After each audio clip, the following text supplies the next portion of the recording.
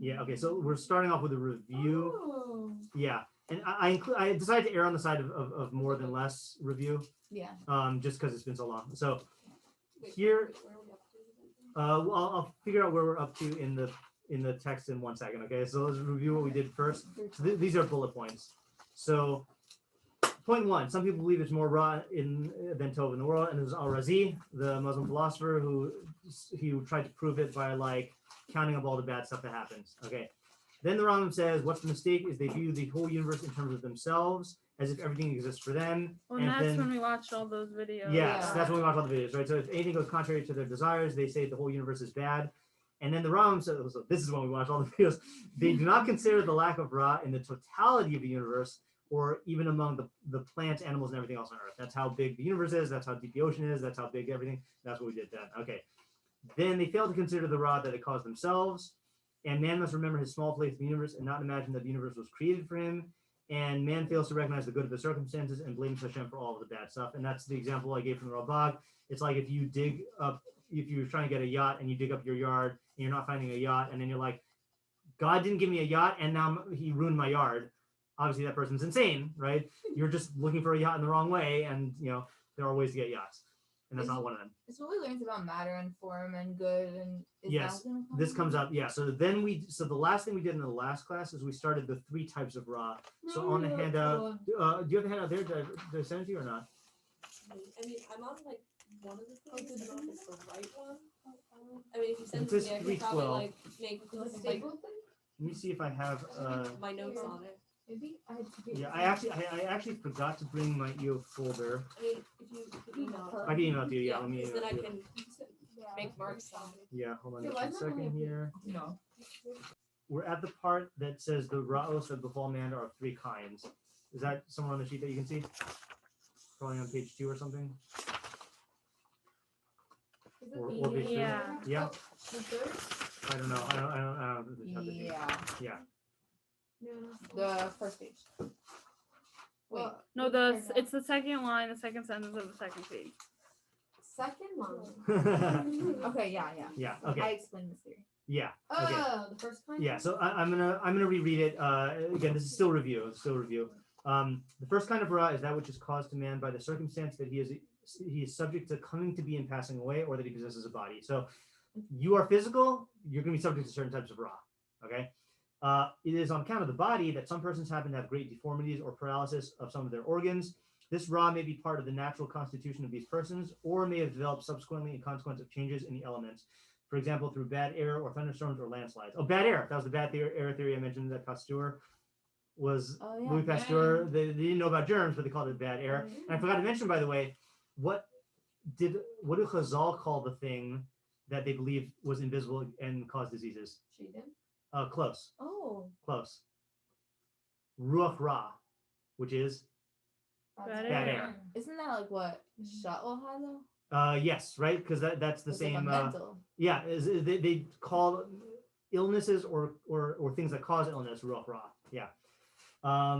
We have already shown that in accordance with the divine wisdom, Genesis means coming to be in creation, can only take place through destruction, and without the destruction of the individual members of the species themselves will not exist permanently. Thus, the true kindness and beneficence and goodness of God is clear. So again, in your own words, then the category here is what kinds of ra'os are included here? Like what's the entropy, physicality? Yeah. Really, I'm glad you said entropy, because that's really what we've set up so far, right? Is that the nature of physical things to decay and to be subject to corruption, and that's going to cause certain Ra's. Okay, so that's point number 1. I don't know if you have this in your notes. The first kind of Ra is the Ra that happens because of the nature of physical matter, which is subject to destruction, defect, and entropy. Okay, good.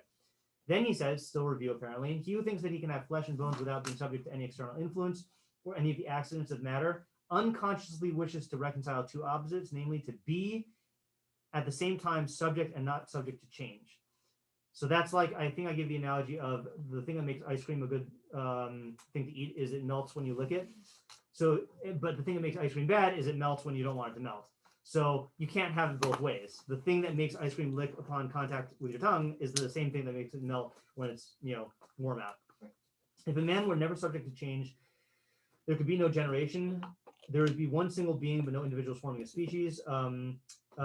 Easier example was you guys talking about if you were made out of any substance, then what could it be? So if you had skin made out of marble, that would be great in the sense that you couldn't like get cut, but bad in that you couldn't move or grow or like feel, you know? So that's the nature of the limitations of things.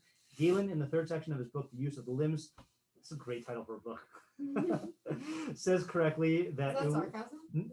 Yeah, that's sarcasm. Oh, I think okay. it's, yeah, like, I just picture it being a book that has like chapter 1, how to use your arm. Chapter 2, you know, says correctly that it would be in vain to expect to see living beings formed of an egg fertilized with sperm who will not die, never feel pain, or will move perpetually or shine like the sun. So this is, if you want to be physical and, which means subject to impressions, meaning being able to be affected, and impervious to harm, not subject to impressions, then you're wishing for the impossible.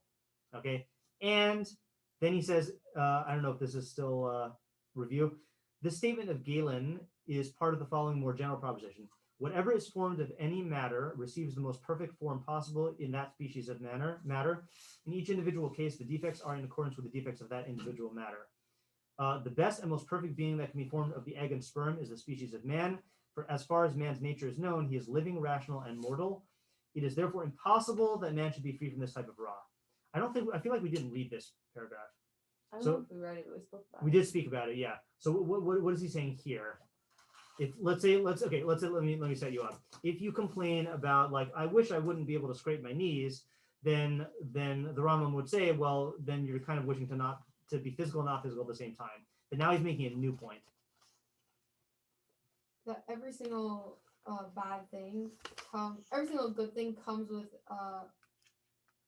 corresponding bad thing. Okay, good. Because that's just how nature is. Yeah, And compared to all other species and creations, humans have the best things along with the worst things. excellently said, right? So number one, every type of matter, all right, so yeah, I'll say it in my own words because it's better than my written summary. Every type of matter has pros and cons.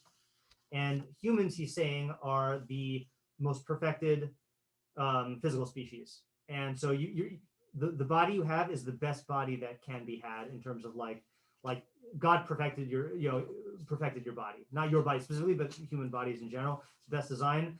So, and I just expand this to the universe as a whole because that's what he's talking about. The physical universe is the most perfect it can be. And that's when I think the last point we made before the break was I quoted the Rashi and Bereshit about the 8 Pri, Yeah. that the Midrash says God wanted to make trees where the fruit tasted like the tree, but then when he created it, then, where the tree tasted like the fruit. And then when he created it, then only the fruit is edible. Right. And so we said, and then the earth was punished. And we said, what's the idea behind that Midrash? Obviously, God can't punish the earth, and like it's not its fault. There's like a give and take for each side. So originally one would have been better, but like the pros of the other one eventually ended up. Yeah, in other words, it's nice for us if we want to eat trees to have trees that are edible. But if you put that into the universe and like the way that bark is designed, the way that the ecosystems are, that would have been bad for creation, and so it couldn't be. And that's not a limitation on God; it's a limitation on if He wants to make trees out of matter, then that matter has to have certain properties, and that's going to be like limited. So why is the world physical? So that's a question which we are going to deal with in 1 or 2 chapters. I always forget which one it is, which is what is the purpose of the universe, and what questions like that can we answer, and what questions can't we answer, and why can't we? So we'll delay that till then. Okay. I think someone asked that last time, and I said the same point that like that you know that you're on the right track when you ask a question that the Rambam is going to take up in the near future. You know, Is I heard Rambam- that there's Is there one discussing Iyov specifically, or is just These are the prakim leading up to Iyov. He talks about Iyov in chapters 22 and 23, Wow. but he started laying the foundations in chapter 8. So all these foundations are leading up to Iyov. And we're gonna go all the way through? We're not going to go all the way through. We're going to do the ones that I think are most pertinent for our purposes. Yeah, what do you say, Larry? Wait, he did this in reference to Iyov? He wrote 2 chapters on Iyov. Well, so let me back up. Really, what the topic he wants to address is hashgacha in general and hashgacha pratis. So he has 2 chapters just on Iyov, but then before that is chapters on hashgacha, and then the chapters we're reading now is all the premises needed to understand hashgacha. Okay. Yeah. Okay. So here's what I want to talk about today. Okay, which is this idea that the physical universe is the most perfect it can be. Okay, So it's easy for a person to say, like, let's give an example of a type of deficiency of Ra that we all hate is, Diabetes. yeah, I was gonna say cancer, but okay, right. Let's say cancer comes from, like, what is cancer, or what causes cancer? Mutations of the cells. Mutations of cells, right? So a person can look at that and say, like, cancer is bad, and why couldn't God have created cells in a way where, like, they don't mutate in these ways, right? That's like a question people ask, right? Or let's say, like, and there's a lot of physical stuff that like we feel like, oh, why couldn't God have done it in another way? Okay, so I'm gonna give it a mashal, and this is like in the top 10 of mashalim in terms of mashalim that I've come up with. So hopefully you'll remember this. And you'll have, you came up with it. this one I came up with, yeah. Yeah, this is not in the Rambam. So Yeah. that one's in the top 10 of like muscles of all time, but this is in terms of ones I came up with to illustrate ideas. Yeah. I should make an actual list. Like in my mind, there's like, a top 10. Okay, so what? So Hashem does everything through systems. Okay, that's just like all of nature operates through systems. The human body's a system. The planets are a system. How do you define system? The way by which something works.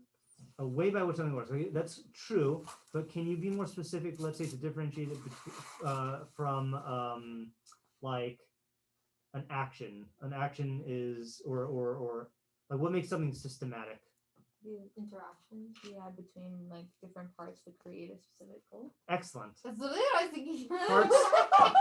Okay, that is excellent definition. That's what I was thinking also. Parts ordered towards an end. So parts working together to produce a certain result. And here are examples we're going to deal with. A school is a system. So what are the parts of the school system? Teachers, students, administration, building, smart boards, janitors, whatever. So, and what theoretically is the end, the purpose? Education, right? Okay, good. Clock is a system. So what are the, not this guy, let's use an analog clock, right? So what are the parts of a clock? Hands, the gears, the numbers, battery, right? Whatever. So, and what's the purpose or the end of a clock? Tell time. To tell time, right? So to keep track of time and display it. Okay. Right. And this is the one we're going to focus on, the traffic system. So what are the parts of a traffic system? Lights, stop signs. Lights, cars, stop signs, Drivers, roads, pedestrians, laws. Okay, right? All right. So here's what we're going to do. Thought experiment. Okay. What we're going to try to do is we're going to try to design the most minimal traffic system possible.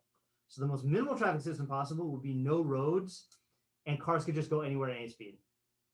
Okay, that's literally no system, right? So imagine like in the Wild West with cars. Yeah. Okay, like if you're in a non-civilized place, like there would be no system, and you could just drive wherever you want. Okay. Including into houses? Yeah. So what's the problem with this system? Two major problems with it. There'd be a lot of accidents. A lot of accidents. And what else is a problem when you don't have roads? It's harder to drive. It's harder to get to where you need to go, to find it, and like it's not paved. So let's add one element. What would be a minimal element to add to the system? Roads. Okay. So let's say it's roads that only go in one direction that just connect. Let's say you had a road going from your house to Elisheva's house and from your house going to Adina's house. Okay, right? So now you got lots of roads. But what's the problem now? Cars are going to go on them and hit. Yeah, so you still got the accident thing because you've got a lot of like roads and it's very inefficient. Like it's costs a lot. So let's add one more element, which is intersections. Okay, like a grid system, let's say like Manhattan, right? So cars can go in multiple directions but without restrictions. So now this is very efficient, but still have accidents. So what are you going to add? Traffic lights. Okay, right? So red lights and green lights and people take turns. Okay, this I think would be the most minimal traffic system that you could have. Like that would pretty much serve its goals. Okay, obviously like you need more. Like speed limits is probably a good idea, but let's just work with this. Now, here's the point of this muscle. Are red lights good or bad? Well, none. Black or green. So based on They're good for the system. okay, they're good for the system. Bad right? for the person sitting at a red light. Okay, good, exactly, right? So here's the thing. Red lights are good for the system as a whole because we just established you kind of need cars to stop, okay? And you need a system for which cars to stop. and it's good relative to a system without red lights. If you just had green lights, that'd be bad. However, every system, even the best one, will inevitably result in bad outcomes in particular cases. So what would be an example where a red light is bad? Someone has to go to the hospital because they're dying. Exactly. You have to go to the hospital and then you get stopped. Now, again, legally, like you make a law that says you get there. Yeah, fine. Right. Or let's say a less severe case. I mean, that's the good example. What's a less severe case where you're going to be late, right? You're just going to be late and it's going to cause problems. And like you feel bad that you got stopped at a red light, you know? But we've just seen that like you can't avoid red light scenarios where the red lights turn out bad for you as a particular. Red lights are good for the system, and even they're good for you in many, many, many cases. But in certain cases, then there will be red lights that are problematic for you. Okay, so this. Oh, and one more step, and then I'll do the nimshal. What would you say to a person who demanded to never be the victim of an unwanted red light, but still wants all the benefits of the red light green light system? You can't drive. Yeah, you can't drive. Right? It's impossible. You heard the phrase "you can't have your cake and eat it too." Like you can't say like I want all the benefits of red lights, but I don't want any of the inconveniences. You can't demand to receive the benefits of a system and be exempt from the bad particular cases. Is this the same for Torah? Yeah, we'll get to that in a second because that's a little bit more complicated, but I'm glad you're bringing that up. What were you saying? This reminds me of a scene from Hotel Transylvania where the vampire, anytime he's driving through traffic, he just says boom, boom, and then like the lights all turn. Yeah, wouldn't that be nice, right? So what I didn't put this on the notes. What is the application to this first type of ra that the Rambam was talking about that comes about from physicality? Wait, say that again? What is the application from this to the Rambam's first category of ra that comes about from physicality? It's just that all physical things have limitations, and it may be good in general, but there is bad that comes Exactly, right? So that's the main point, is that God created the most perfect physical universe that can be. And Ayala's question still stands, why did he create a physical universe? That's for later. But he created a physical universe. Physical things have limitations. And the physical universe is the best that it can be. But all systems, like he created a system, all systems have cases that are bad for the particular, but good for the whole. Okay. And in the cases I mentioned before, and we will have to deal with this later and more specific. Let's say like with I think we even talked about this earlier this year. Cancer cells, cancer is a result of mutations of cells, right? And it's not all mutations. What kind of mutations is it? Or like, let's say, what are other types of mutations that occur that don't cause cancer? Just When you grow. Yeah, is like more for different traits. Yeah, different traits, either variety or improvements. Like that's what random means, is that it's random. And sometimes it results in this whole variety of differences among individuals, and then that creates circumstances where some individuals are more able to more fit than others, and then that perpetuates the species. So if you said I want all of the benefits of random mutations but none of the detriments, then that's not, you can't have that, and I know this is an emotionally charged example because it's cancer, but like I'm using it as an example of how everything in the physical world has its reasons, and the reasons are good for the system as a whole, but every system will have certain inevitable cases that are bad for an individual. So maybe I'm taking this too far, but why doesn't this answer the question of why do good things happen to bad people? Yeah, hold off on that also. Okay, it answers it in most cases. Okay. Now, what did you mean when you said this is applied to Torah also? Because I think you're onto something there. Yeah, I was saying, like, I remember when we were learning about like gay and whatever, like we were saying that like certain people just, they're different, and like for certain people the Torah is just not the perfect system for like unique individuals, but in a general sense it is. Right. So I'll state that in the universal sense, which is that when God created the Torah, he created it for the average human being. Right. And there will be exceptional cases where a particular person will not be benefited by a mitzvah or will be harmed by a mitzvah. So for example, I feel like I gave this example recently, maybe it was not in this year, that there's a woman I know who is such a bad faster that she, every Yom Kippur, she vomits blood. And I said, please find a posek who like tells you that you can like, eat on Yom Kippur, and she doesn't want to for some reason. I don't know why, but like clearly that person should not be fasting, right? Now, does that mean that the mitzvah of fasting is bad? No, because most people don't vomit blood when they fast. But for her, then like, then it's not good for her. Or let's say another example is, God created the mitzvah of tefillin to be worn on the head and the arm. There are people who don't have arms. Does that mean that the mitzvah of tefillin is poorly designed? No, because most people do have arms, and that person is exempt. Another example. What's the general purpose of? I'm going to go fasting again. What's the general purpose of fasting? Help you concentrate your thoughts. On Not physical stuff. Yeah, in order to do tshuva, right? Okay, now, do you think Moshe Rabbeinu needed to fast in order to get into teshuva mindset? I doubt it. Okay, but Moshe is part of the system, and the law applies to him, derech ha'am, right? According to the same way everything else. So even though for Moshe himself is so perfected, he wouldn't need to fast, but he still has to do it because halakha applies to everybody, So, so there are two ways. So that's that's illustration of the principle, like I was saying, is that the Torah is a system. The system is good for the whole, but it won't. Not every particular will work out for every particular case. Now there are two. Just while we're on this topic, there are two ways that, like if you say, well, is the individual just supposed to like suffer? So there are two mechanisms to address those cases. One is there are cases of halachic exemptions, leniencies, loopholes that we try to work out for those individuals who are in the rare cases to try to like have them live the best life possible. Sometimes you just can't do anything. Let's say, for example, let's say a person really, really, really psychologically to be balanced needs to commit murder. There's no solution for such a person. Like, I'm sorry, like you can't commit murder, and so like there's only so much that we can do. Okay, or I just did a halacha that I was doing a halacha in my Rambam shir that there's a halacha. Let's say a person is lovesick. Okay, like he falls in love with a certain woman, and let's say he's terminally lovesick, where if he doesn't have her, then he'll die. Okay, right? So there's a very bizarre and strict halacha that they say that we don't let him be with her, even if she is unmarried. We don't let him marry her, and we don't even let him speak to her. Okay, why?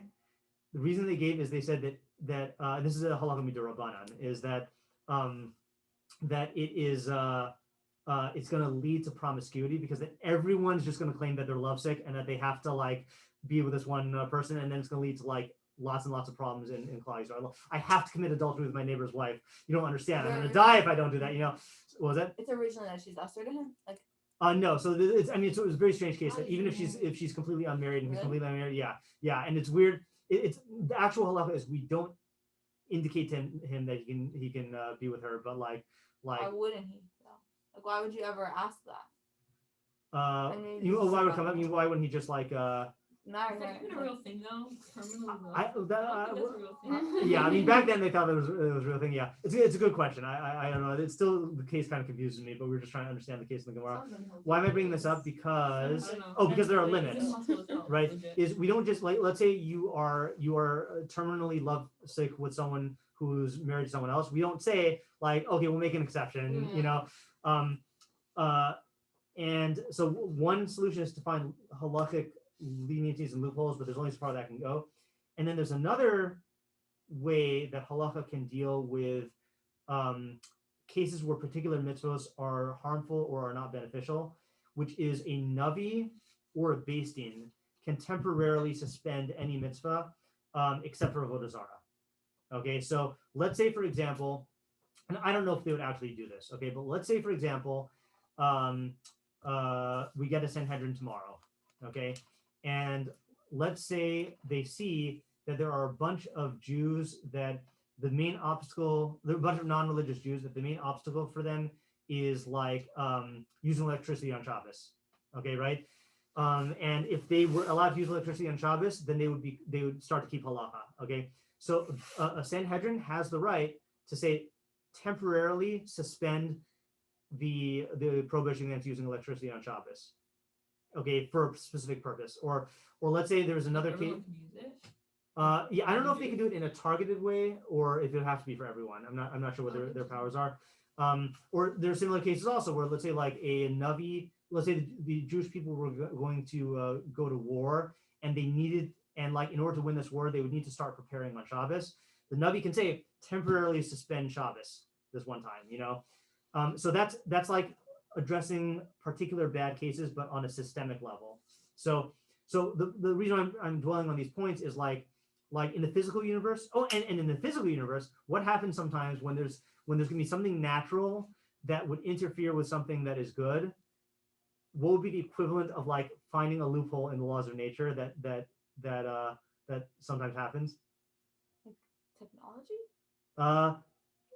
Yeah, that's, you could say that, but a more extreme example. Like, let's say, I'll give you an example. You'll see what I'm saying. Let's say like the Jews are trying to get out of Egypt. And a miracle. Exactly, right? A miracle, right? And who always is the one who in Tanakh who brings about miracles? It's a Navi. Okay, like a Navi is the instrument of the miracle. Like Moshe Rabbeinu did the miracles in Mitzrayim, you know, Yeshua did the miracle of the sun, you know, etc. So the thing is like there are mechanisms where if the particular would be bad, either in halacha or the laws of nature, there are ways around it. It's just those ways are not always accessible to us. Right. Like we can't just do miracles, you know? yeah. But the point is still the same, is that it's a system, it's good for the whole, but in particular cases it might be bad, you know? And in particular generations. And in particular generations, right? Is that there might be generations where it's really, really, you know, difficult to do a certain mitzvah and it's a big obstacle. In other cases, like no big deal. And there's some, again, and similarly, like God draws a line at certain places. Moshe Rabbeinu, it would have been great for him to go into Eretz Yisrael, and it's bad for him to not go into Eretz Yisrael, but for the sake of Klal Yisrael as a whole, God had to like keep him, let him die before he went into Israel for whatever reasons that is. Yeah. Okay. So is that point clear? All right. Now this was the PowerPoint. Remember last time I wanted to do the fruit tree thing, and I thought it was on the PowerPoint, but it wasn't. So I had to find it on Al Torah. Yeah, that's what this was. Okay. So skipping that. All right. So, oh, sorry. Now we're on to a new part of the Moreh Nevuchim in the text, which we haven't read yet. You will nevertheless find. I don't know if there's a new paragraph in yours. Yeah. So you will nevertheless find that the ra'os of the above kind which befall man are very few and rare, for you will find countries that have not been flooded or burned for thousands of years. There are thousands of men in perfect health. Deformed individuals are a strange and exceptional occurrence, or say few in number, if you object to the term exceptional. They are not 100th, not even 1,000th part of those that are perfectly normal. So what one point is he making here? Very few. Very few, right? So this type of ra is very rare, but it's necessary because of physicality.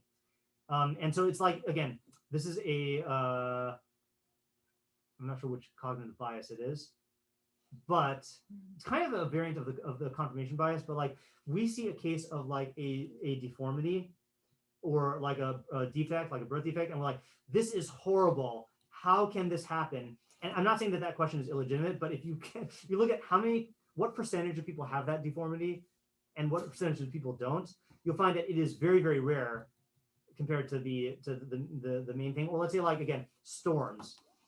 How many storms occur that don't cause total destruction, and how many storms are there that do? Like, so when you see a storm that causes horrible destruction, it's really, really bad, and no one's denying that.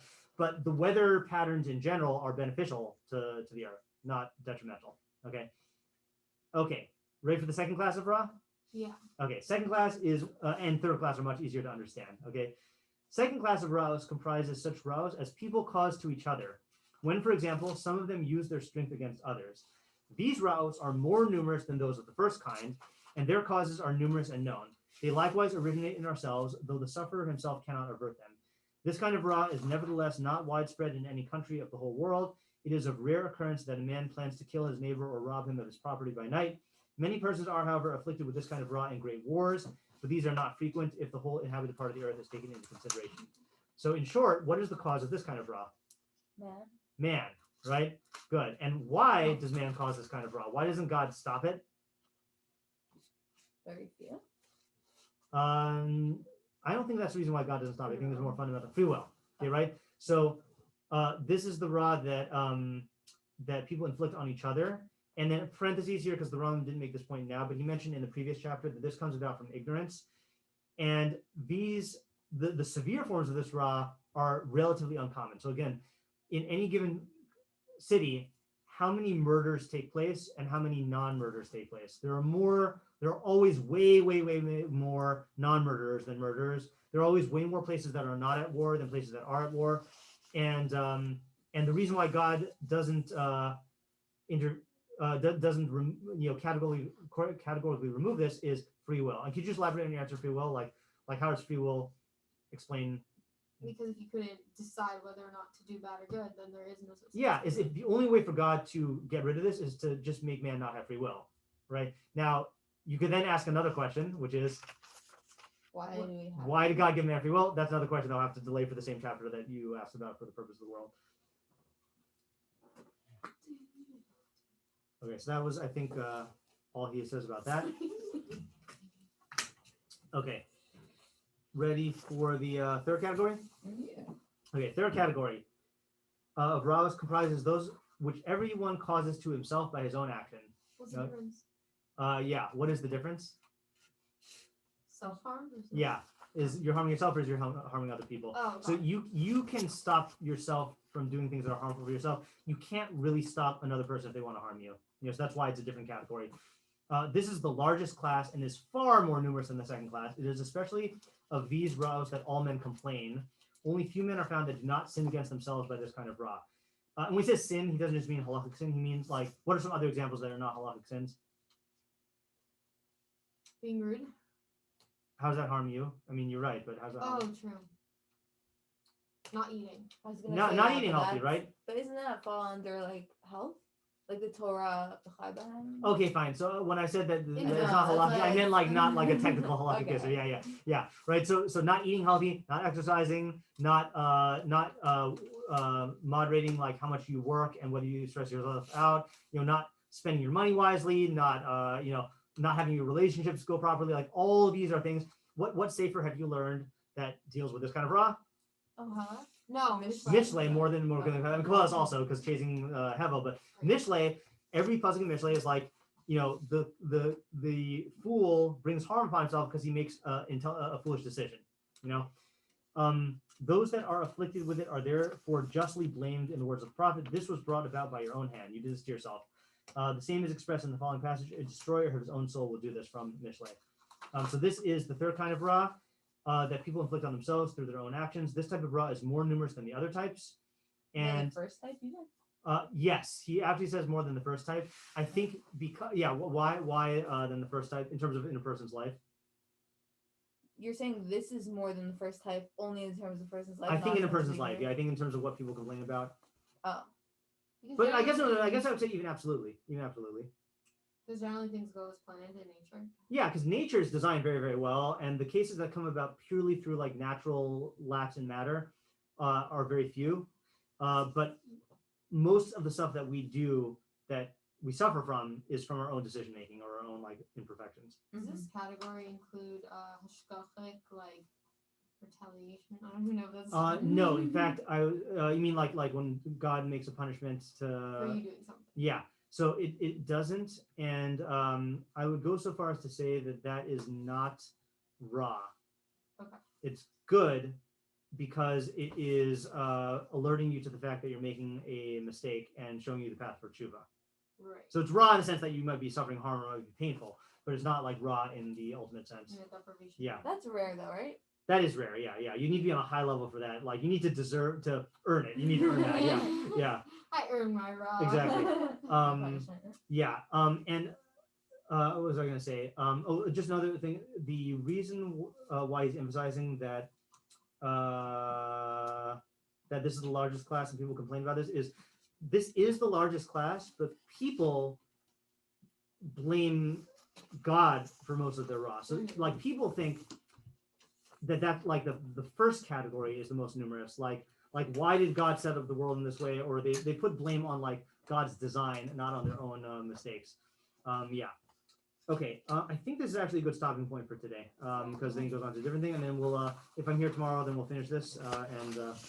And if the vaccine causing me to be have side effects, which is category 1 of raw, Yeah. like then that's an example. Yeah. All righty. Thank you. You're welcome.